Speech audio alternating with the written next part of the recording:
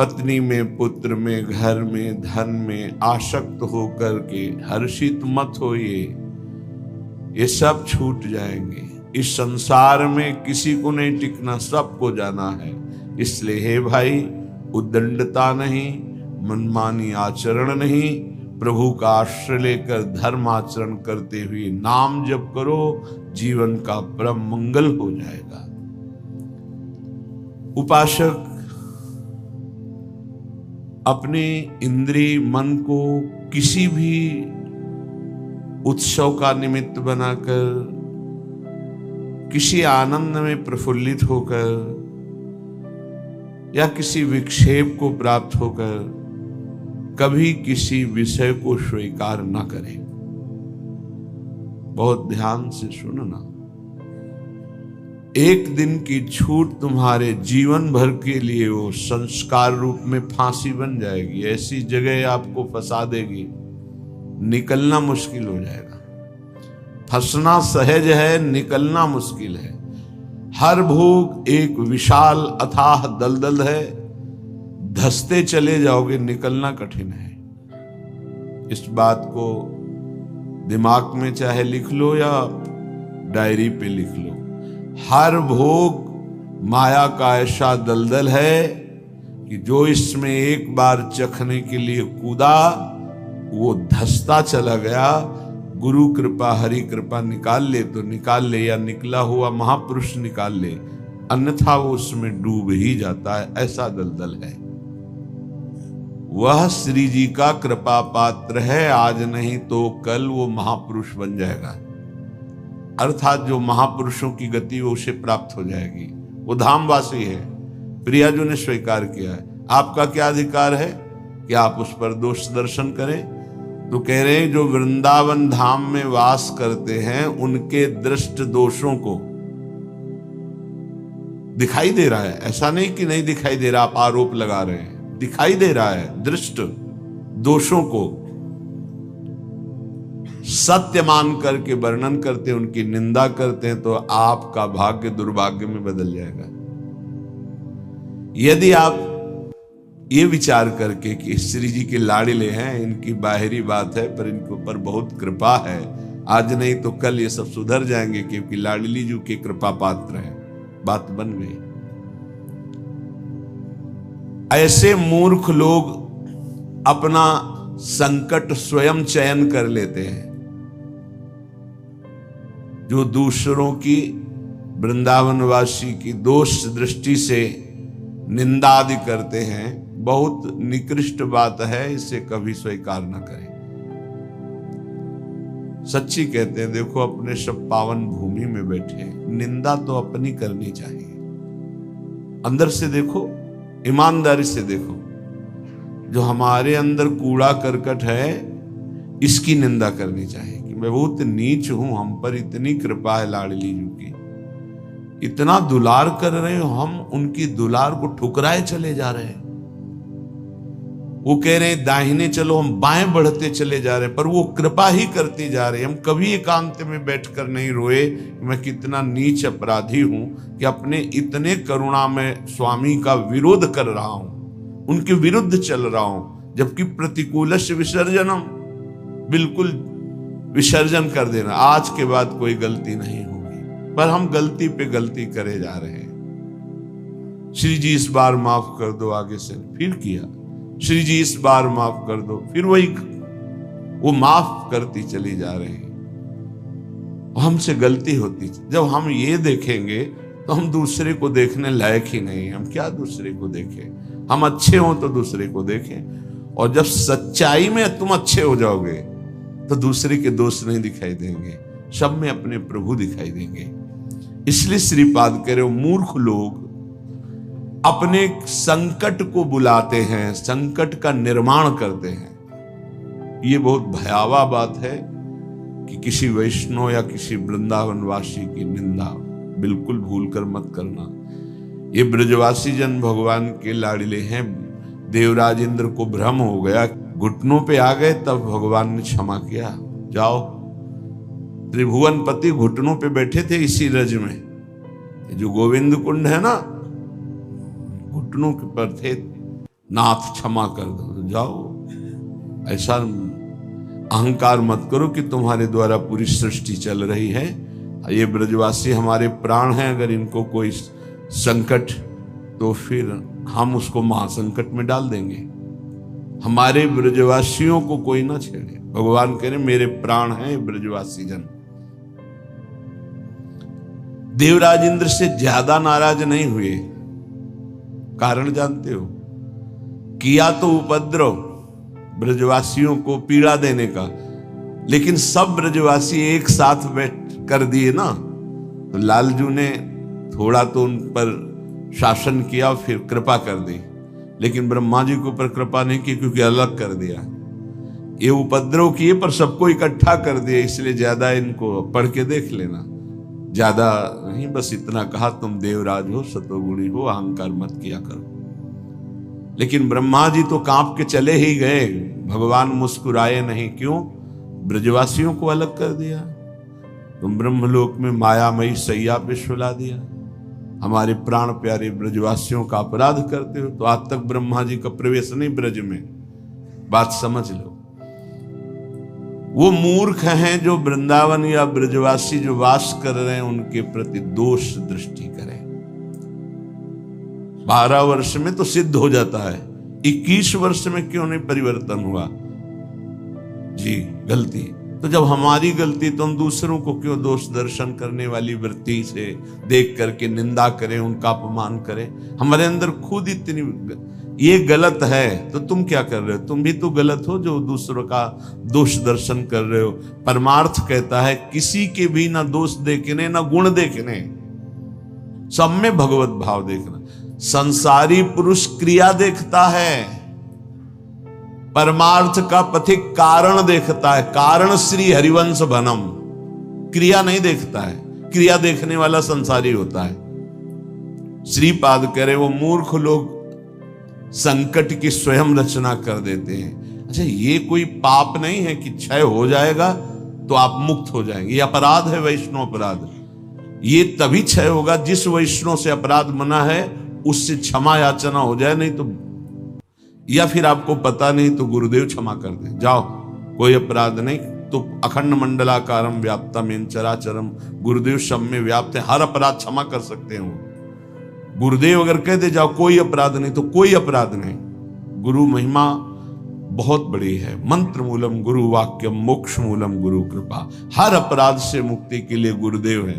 गुरुदेव मुझे पता नहीं क्या अपराध बन गया, लेकिन है कोई अपराध, क्षमा कर दो। उन्होंने कहा जाओ कोई अपराध नहीं, तो पूरी सृष्टि का अपराध क्षमा हो जाएगा। गुरुदेव में ऐसी सामर्थ्य, वो भगवान का साक्षात कृपा वपु है। कभी किसी को ऐसा महसूस हो तो अपने गुरुदेव भगवान से क्षमा मांग ले। अगर नहीं पता चलता कि किस वैष्णव का अपराध बना है तो गुरुदेव से क्षमा मांग ले।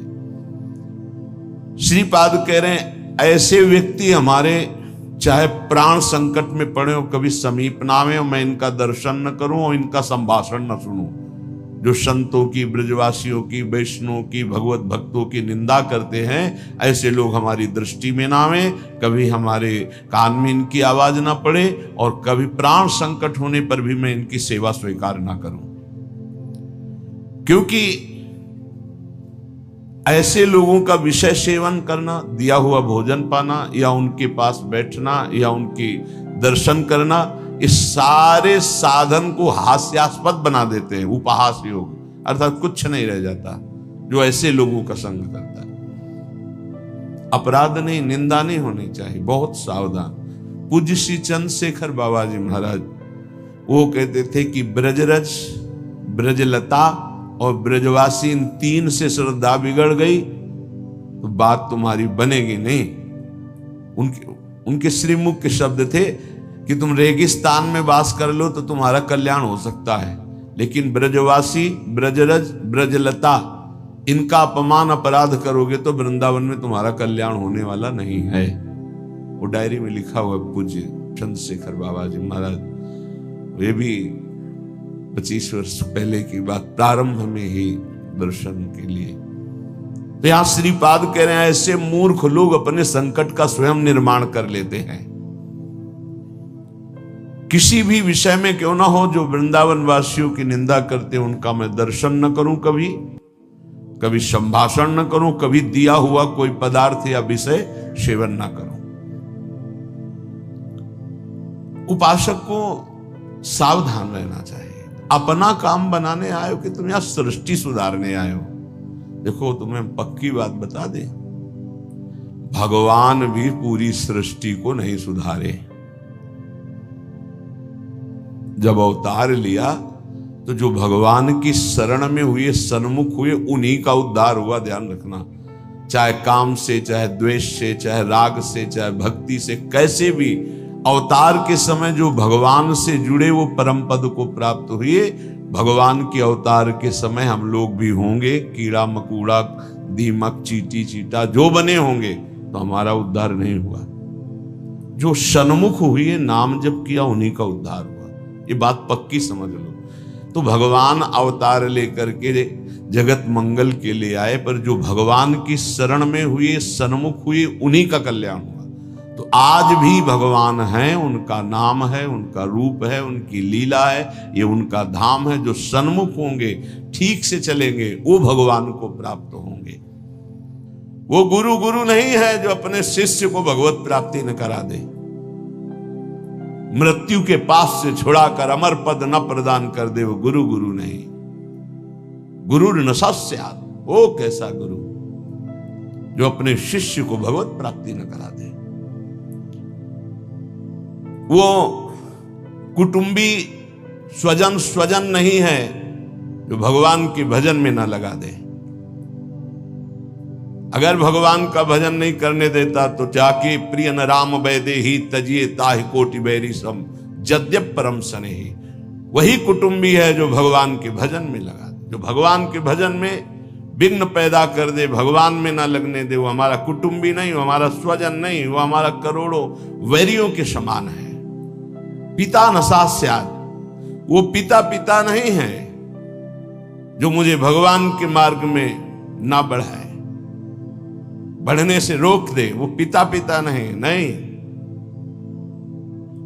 ये बड़ी उत्तम उपदेश वृत्ति भगवान वही पिता है जो अपने पुत्र को भगवत प्राप्ति करा दे।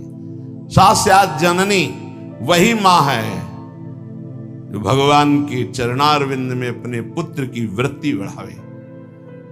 लेकिन आजकल तो माता पिता बालक को वही सिखाते हैं जिससे उदर भर जाए। 3 बातें, पेट भर जाए, अच्छे कपड़े पहन लो, खूब भोग भोगने को मिले, यही शिक्षा है। इतने केवल लक्ष्य है। कह रहे सास्यात् जननी न सास्यात्, वो पिता नहीं, वो माता नहीं जो भगवान की प्राप्ति कराने का उपदेश न करे, नाम जपने का उपदेश न करे, वो नहीं है माता पिता। दैवम न तत्स्यान्न, यद्यपि दैव बड़ा माना जाता है, पर वो दैव किस काम का जो हमें भगवान का भजन ना करने दे, विमुख कर दे। और सही बतावे, दैव कुछ है ही नहीं, हमारे कर्म ही हमारे दैव हैं। मानव जीवन मिला है इस दैव वाली बात को व्यर्थ कर देने के लिए। भजन करो इतना डट के, हर प्रारब्ध क्षीण हो जाए, हर कर्म भस्म हो जाए। दैव आलसी पुकारा, खूब नाम जप करो। कह रहे वो पाणी ग्रहण करने वाला पति नहीं है जो श्री कृष्ण की प्राप्ति करने में बाधा पहुंचा दे। जो श्री कृष्ण की प्राप्ति कराने का सहयोग दे, वही पति है। जो संसार से मेरे को मुक्त करेगा, वही गुरु, वही पिता, वही माता, वही भाई, वही स्वजन, वही पति, वही संबंधी, अन्यथा नहीं। बहुत हृदय संभाल करके अब सुनिएगा। निष्किंचनस्य भगवद भजनोन्मुखस्य पारम परम जिगमिशोर भवसागरस्य संदर्शनम विषयिणामथ योषितांच हा हंत हंत विषभक्षण मतोप्य साधु। हे साधु, विरक्त,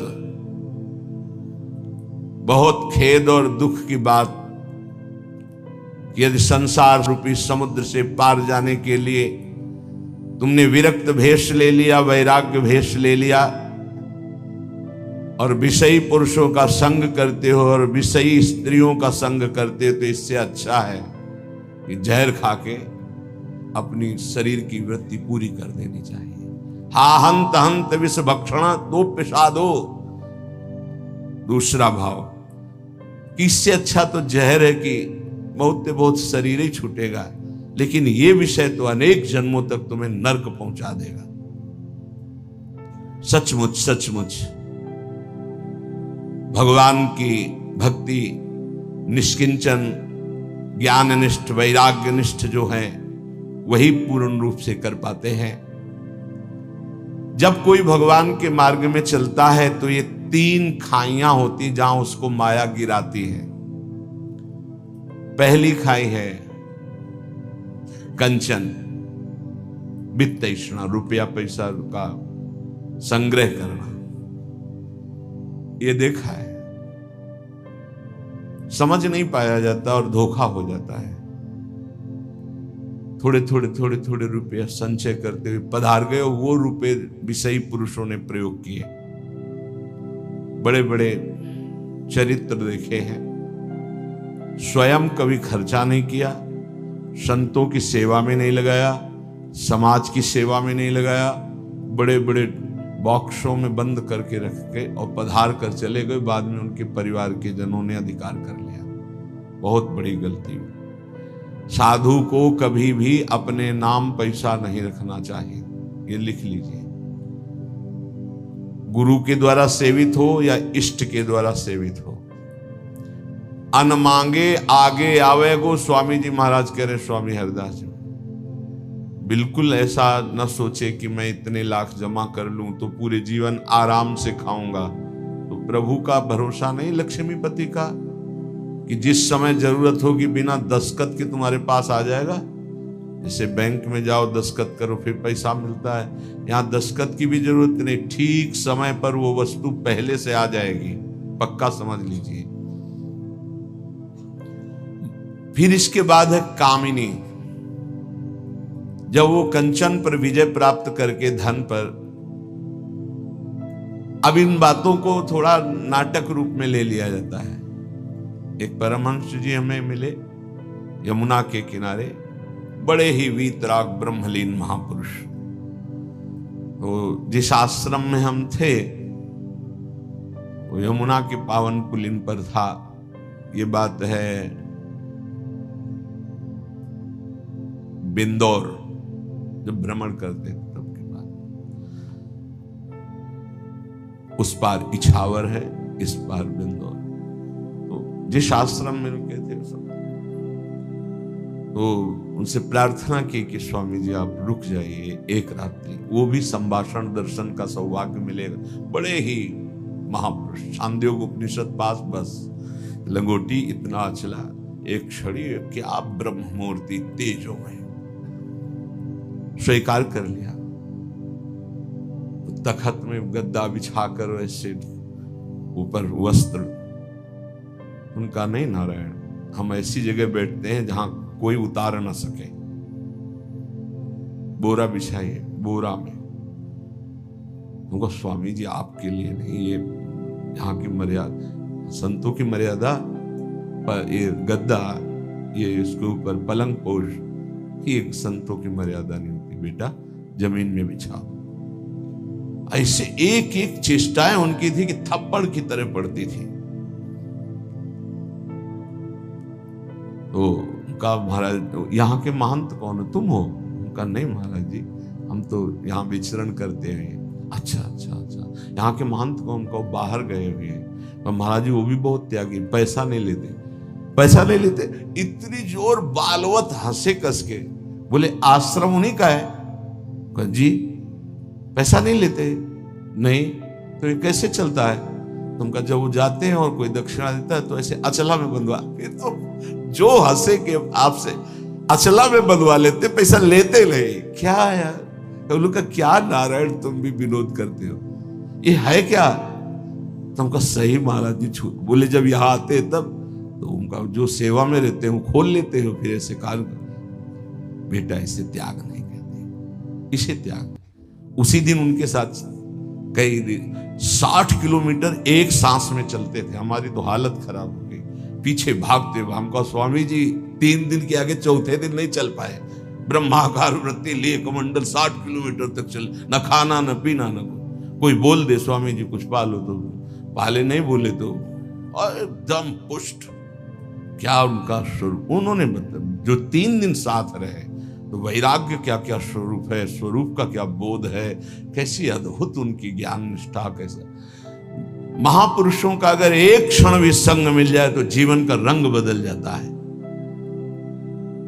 1 रुपया पास रहे और कभी भी किसी नगर में भिक्षावृत्ति नहीं करना, आकाश वृत्ति से जहां चल रहे हैं वो का भारत की समस्त नदियों की 2-2 बार परिक्रमा हो गई।